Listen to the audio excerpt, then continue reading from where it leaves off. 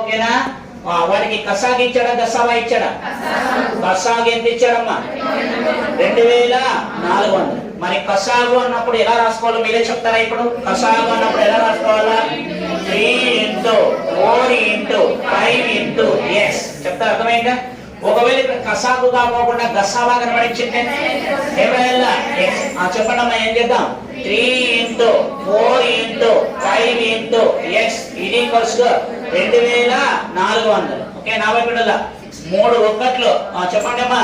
3 8 24 0 0. Next 4తో 4 ఒక్కట్లు 4 200. Next 5 ఒక్కట్లు 5 45. మరి x value ఎంత వచ్చింది? 40. x వాల్యూ ఎంత వచ్చింది? 40. అప్పుడు ఆ సంఖ్యలు ఏమవుతాయో చెప్తారా? ఎవరైనా ఆ సంఖ్యలు ఏమొస్తాయో చెప్తారా?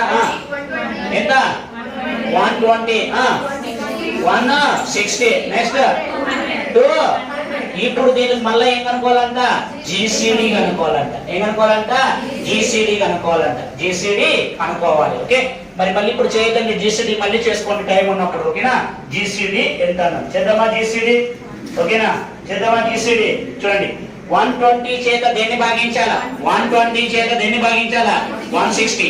120 1s 120. ఓకే, 40 చేత దేన్ని? 120. 43 ధర ఎంత? 120. రిమైండర్ ఏమొస్తుంది? 0. మళ్ళా 40 చేత దేన్ని భాగించాలా? 200. ఓకే, 45 ధర ఎంత? 200. Okay, what is the GCD? 40. కాబట్టి ఆన్సర్ ఏమొస్తుంది? 40.